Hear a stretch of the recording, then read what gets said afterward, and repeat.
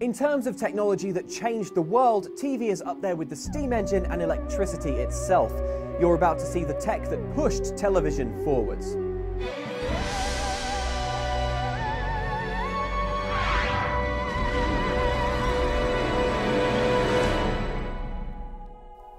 The birth of television takes us back to the 20s and 30s. Inventors across the world were converging on the idea of radio for images. This meeting of minds led to TV's first format war.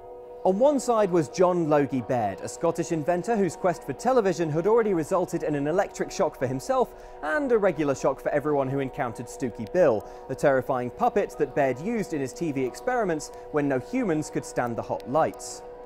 In January 1926, Baird gathered scientists to witness his mechanical system for television. Mechanical TV used light shone through a spinning disc, converted to an electronic signal, then beamed out through another spinning disc to create the illusion of a moving picture.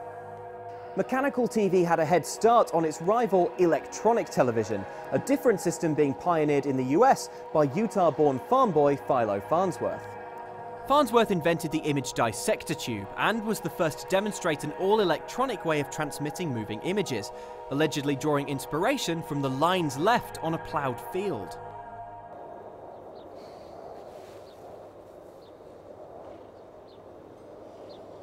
Television. Electronic TV had no moving parts, but it was late to the fight. Electronic and mechanical would go head-to-head in a battle orchestrated in the UK by the BBC. Launched in 1936, the UK's first regular television service alternated weekly between Baird's 240-line mechanical system and a 405-line electronic alternative from Marconi EMI.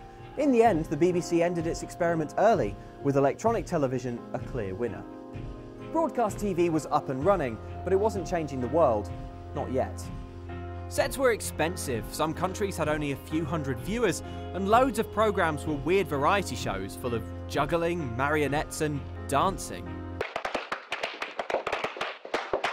Sorry, can't we try like a sitcom or a nature documentary or a car chase? No! People like dancing! It wasn't until the end of the Second World War that TV began to realise its incredible potential. By 1954, over half of American homes had a TV, cathode ray tube sets entertaining millions and serving up the world's most powerful people for public scrutiny. TV companies in the US wanted to lay claim to the next big thing.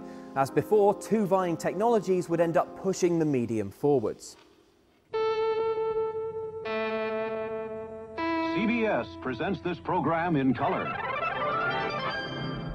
Colour TV had been demonstrated as early as 1940 by CNET owner CBS with a field sequential colour system developed by Peter Goldmark. The system was another mechanical one, transmitting pictures through colour filters on a spinning disc. In 1950, CBS's method became the standard in the US, but it required a huge spinning disc plus a motor, and programmes broadcasting colour wouldn't work with the millions of black and white TV sets.